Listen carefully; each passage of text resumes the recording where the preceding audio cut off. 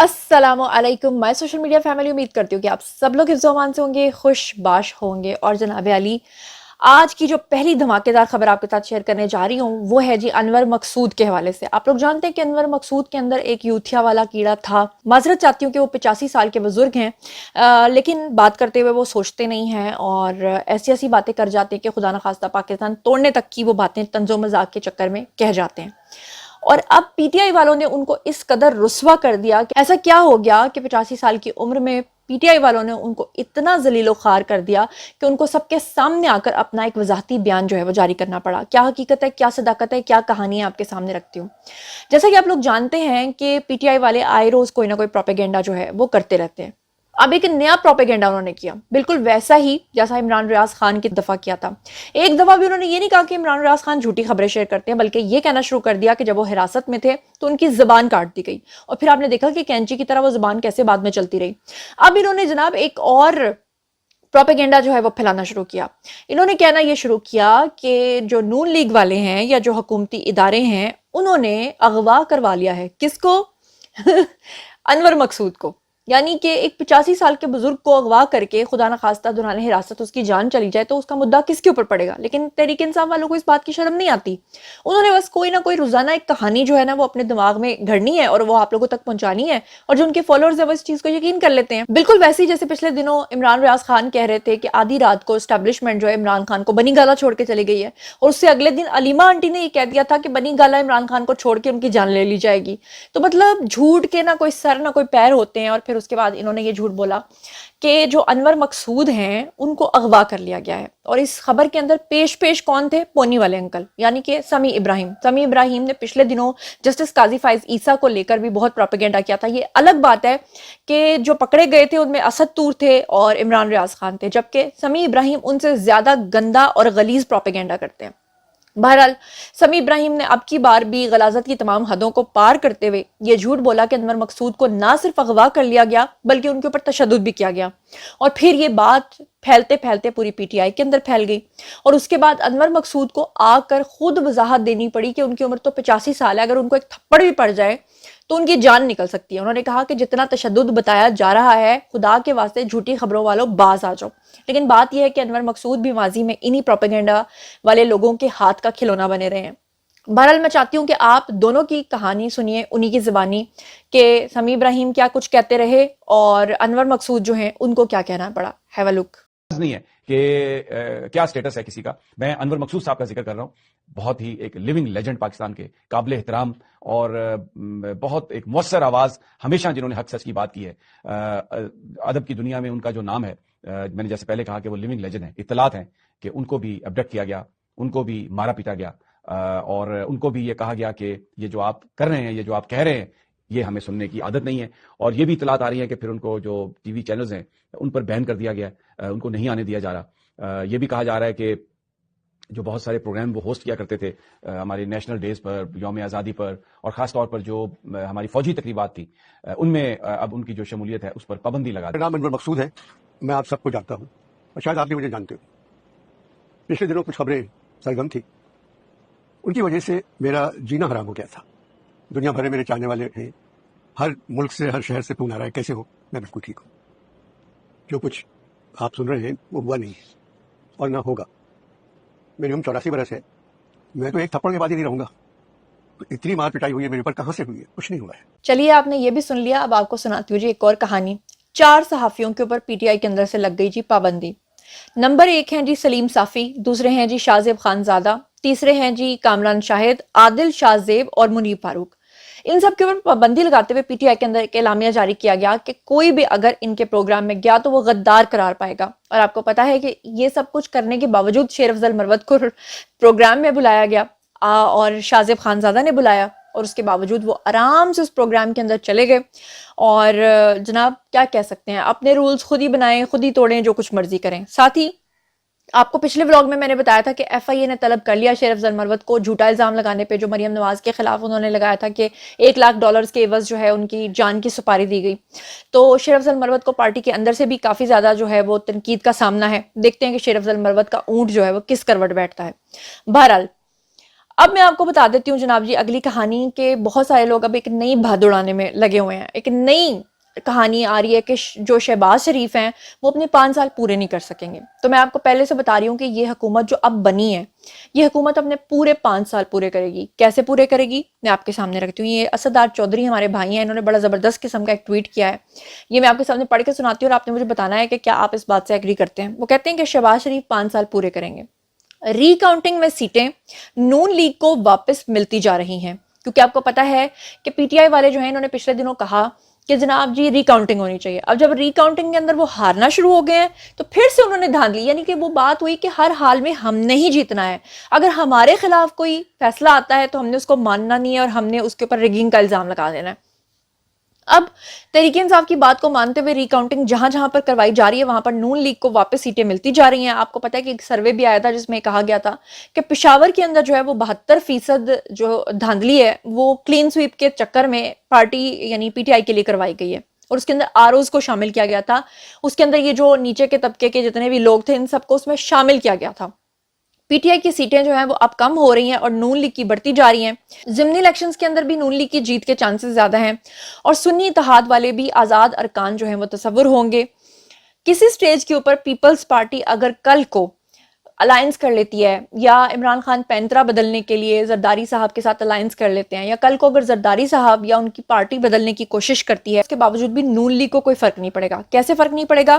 کیونکہ نون لیگ پھر اس وقت اگر پیپلز پارٹی کو دھوکہ کرتی ہے, کوئی ایسی چیز کرتی ہے, تو ایم کیو ایم اور جے یو آئی کو بلوچستان کی وزارت اعلیٰ دے کر حکومت بنا سکتی ہے, اور جے یو آئی کی کمی جو ہے وہ چند آزاد ارکان جو ہیں وہ پوری کر سکتے ہیں. یعنی کہ شہباز شریف جو ہیں وہ پوری طرح سے سیف اینڈ ساؤنڈ ہے. یہ ایک اور خبر آپ کے ساتھ شیئر کرنے جا رہی ہوں, اور یہ خبر میں نے آج سے 3 ماہ پہلے بھی آپ کے ساتھ شیئر کی تھی, جب میں نے آپ کو یہ بتایا تھا کہ بشریٰ بی بی جو ہیں وہ یہ چاہتی ہیں کہ عمران خان کو این آر او بھی مل جائے اور عمران خان کو سیف ایگزٹ بھی مل جائے, اور عمران خان جو ہیں وہ کسی عرب کنٹری میں بھی نہیں جانا چاہتے. اس کی وجہ یہ کہ کوئی بھی عرب کنٹری عمران خان کی ضمانت دینے کو تیار نہیں ہے, اور ایسے میں بشریٰ بی بی یہ چاہتی ہیں کہ عمران خان جو ہیں وہ کسی ایسے ملک میں جائیں جو یورپ وغیرہ ہو. لیکن جب یہ پتا چلا کہ عمران خان انٹرسٹڈ ہیں جی لنڈن جانے میں, کیونکہ ان کی ایکس وائف جمائمہ اور ان کے دونوں بیٹے وہاں پر ہیں, تو بشریٰ بی بی جو ہیں وہ اس چیز سے پیچھے ہٹ گئیں کیونکہ وہ نہیں چاہتی کہ ان کا بندہ ان کے ہاتھ سے چلا جائے. تو اب جناب علی خالد مزاری نے بھی میری اس خبر کی تصدیق کی ہے.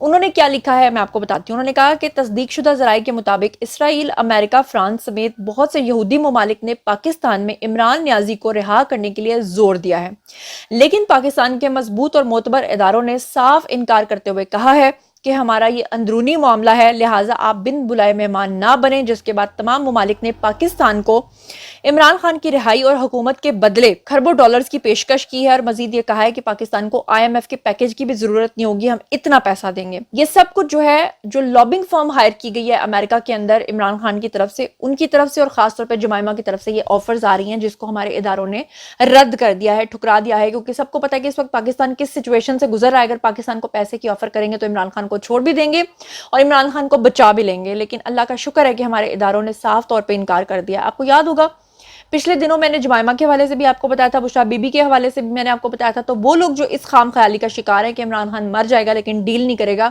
یہ ان کی سراسر بھول ہے. ایسا ہرگز نہیں ہے, عمران خان مر رہے ہیں. ابھی گزشتہ روز بھی میں نے آپ کو خبر دی تھی کہ عمران خان نے ڈیالہ جیل کے باہر صحافیوں سے گفتگو کرتے ہوئے بھی یہ کہا تھا کہ کوئی مجھ سے ڈیل نہیں کر رہا, کوئی میرے پاس نہیں آ رہا, کوئی مجھ سے بات کیوں نہیں کر رہا. اصل میں فرسٹریشن اس بات کی ہے کہ ان سے کوئی بات کیوں نہیں کر رہا, کیونکہ وہ چاہتے ہیں کہ وہ فوری طور پہ یہاں سے نکل جائیں. ابھی گزشتہ روز میں نے آپ کو ایک اور خبر بھی سنائی تھی جس میں شیر افضل مروت بھی اس بات کا اور اس فرسٹریشن کا اظہار کر رہے تھے شاہزیب خانزادہ کے پروگرام میں. اب جو اگلی خبر آپ کے ساتھ شیئر کرنے جا رہی ہوں وہ جیسا کہ آپ لوگ جانتے ہیں کہ پی ٹی آئی نے پاکستان کے خلاف بہت بڑے بڑے پروپیگنڈے کیے ہیں. پروپیگنڈا تو بہت ہی چھوٹا لفظ ہے, پاکستان کو ختم کرنے کی سازش کی ہے. آئی ایم ایف کو کہا کہ پاکستان کو آپ نے جو پیکج ہے وہ نہیں دینا ہے, پاکستان کو دفاعیہ کرنے کی باتیں کی. ابھی ایک دن پہلے عمران خان نے پاکستان کو سری لنکا بنانے کی باتیں کی. پھر اس کے بعد پاکستان کو جی ایس پی پلس جو سٹیٹس ملا ہے اس کو ختم کروانے کی بات کی. اور اب جناب علی اس کے بعد آپ کو پتا ہے کہ جی ایس پی سٹیٹس کے خلاف انہوں نے جو کچھ کیا اس کے بعد یہ لوگ مکر گئے اور انہوں نے کہا جی ہم نے تو ایسا کچھ بھی نہیں کیا. اور پھر اب فائنلی یہ رنگے ہاتھوں پکڑے گئے ہیں. وہ کیسے پکڑے گئے ہیں؟ اسکرین کے اوپر آپ کو نظر آ رہا ہے علی امین گنڈا پور اور عمران خان کی تصویر. یہ کیا کہانی ہے میں آپ کو بتاتی ہوں. پاکستان کے جی ایس پی پلس سٹیٹس کے خلاف مہم لانچ کرنے والے پی ٹی آئی امریکہ کے صدر عاطف خان اور سجاد برکی کے ساتھ زوم کے اوپر انہوں نے انوائٹ کیا ہے جی علی امین گنڈا پور کو بطور مہمان, اور یہ منافق جماعت کل کہہ رہی تھی کہ ہمارا تو جی ایس پی پلس کے ساتھ کوئی تعلق نہیں ہے, ہم نے تو ایسا کچھ کیا نہیں ہے, اور اب وہیں پر مہمان خصوصی بن کے پاکستان کے خلاف پروپیگنڈا کر رہے ہیں کہ پاکستان کا یہ سٹیٹس ختم کر دیا جائے تاکہ لوگوں کی تجارت نہ ہو سکے اور پاکستان دیوالیہ ہو جائے, خدا نخواستہ. اب بات یہ کہ جھوٹ بولنے میں پی ٹی آئی نے تو کی ہوئی ہے پی ایچ ڈی, بلکہ پی ایچ ڈی سے بھی کسی آگے کے لیول پہ یہ لوگ پہنچ چکے ہیں. یہ سلمان درانی ہے جی, ان کا ٹویٹ ذرا دیکھیے. کہتے ہیں کہ بھارت کے پاس بلٹ ٹرینوں کی تعداد 51 ہو چکی ہے, جو دنیا میں سب سے زیادہ ہے. خیر ہمیں کیا. اب بندہ پوچھے اور بندہ یہ کرے, پھر شرم آتی ہے. مطلب مجھے غصہ آتا ہے کہ میں کہتی ہوں خبر شیئر کرو مگر سچ تو بولو. جھوٹ خبر کیوں بتاتے ہو لوگوں کو, کیوں دماغوں کو آلودہ کر رہے ہو. اب اصل خبر کیا ہے, یہ ہندوستان ٹائمز کا آپ کے سامنے اخبار کا تراشا بھی میں نے آپ کے ساتھ شیئر کر لیا ہے, جو خود اپنے منہ سے بتا رہے ہیں کہ India's first bullet train run likely in June July 2026, یعنی کہ انڈیا کی پہلی بلٹ ٹرین چلے گی, اور وہ بھی 2026 میں جا کے. ابھی تک انڈیا کے پاس ایک بھی بلٹ ٹرین نہیں ہے, اور یہ محترم آ کر کہہ رہے ہیں پاکستانیوں کو بھڑکانے کے لیے کہ اپنا ریلوے کا نظام دیکھو اور ان کو دیکھو جی, ان کے پاس تو بلٹ ٹرینز ہیں, وہ بھی 51. سبحان اللہ, یہ 51 انہوں نے خواب رات کو دیکھنا ہوتا ہے اور اگلے دن آ کے اپنا خواب جو ہے وہ آپ لوگوں کو بتا دیتے ہیں. اس سے بڑھ کے میں اور کچھ کہہ نہیں سکتی. اچھا, مریم نواز کی گاڑی کے ٹائرز کا بڑا چرچا ہے کہ جی 2 کروڑ روپے لگ رہے ہیں اور انہوں نے حکومت سے مانگے ہیں پیسے. تو اس کے حوالے سے میں ایک آپ کے ساتھ خبر شیئر کرنا چاہتی ہوں. یہ آپ محترم ہیں, یہ جو آپ ان کو خود سن لیجئے, جو بتا رہے ہیں کہ اس طرح کی گاڑیوں کے ٹائر کیوں بدلے جاتے ہیں اور کتنی مائلیج کے بعد بدلے جاتے ہیں اور کس وجہ سے بدلے جاتے ہیں اور اتنے مہنگے کیوں ہوتے ہیں. کیونکہ جو ایک پروپیگنڈا بنایا ہوا ہے مریم نواز کے خلاف, تو یہ چیئرمین ہے جی پاک ویلز کے, کیا کہہ رہے ہیں خود سن لیجئے. سب سے پہلے تو یہ کہ جو گاڑی جس کی ہم بات کر رہے ہیں کوئی عام گاڑی نہیں, اٹس این آرمڈ وہیکل. اس کا جو ویٹ ہوتا ہے وہ کئی ٹن میں ہوتا ہے. اس کے اندر جو اسٹیل بارز لگے ہوتے ہیں, بلٹ پروف گلاس لگا ہوتا ہے. تو اس کے لیے جو ہر چیز ہے وہ جو ہے نا آپ کوئی عام مارکیٹ سے لے کے نہیں لگا سکتے, جس کو ہمارے ملک میں کہتے ہیں نا جگاڑ کر کے لگا سکتے ہیں, تو وہ نہیں کر سکتے. تو اس کے لیے جو کمپنی اسپیک ہوتی ہے B6 B7 گاڑیاں, ان کے ٹائر بھی ڈفرینٹ ہوتے ہیں اور اس گاڑی پہ ویٹ بہت زیادہ ہے. تو یس, ان کی جو مائلیج ہے وہ بھی 10-15 ہزار کلومیٹر کے بعد آپ کو چینج کرنا پڑتا ہے. تو سر ان کی جو اس کی مالیت جو ہے وہ جتنی بتائی جا رہی ہے 2 کروڑ 25 لاکھ روپیہ, کیا ٹائرز کی مالیت اتنی ہی ہے؟ اچھا, میں ٹائر کی مالیت میں دیکھیں تو امپورٹ ڈیوٹی ہوگا, ٹیکس ہوگا, سیل ٹیکس ہوگا, تو کر کے تقریباً اتنی بن جاتی, بیکاز اگین یہ اسپیشلائزڈ ٹائر. اور جاتے جاتے ایک اور خبر آپ کے ساتھ شیئر کر لیتی ہوں. دوبارہ جو گنتی ہو رہی ہے ری کاؤنٹنگ, اس میں مسلم لیگ نون جو ہے وہ لگاتار 8 حلقوں میں الیکشن جیت چکی ہے.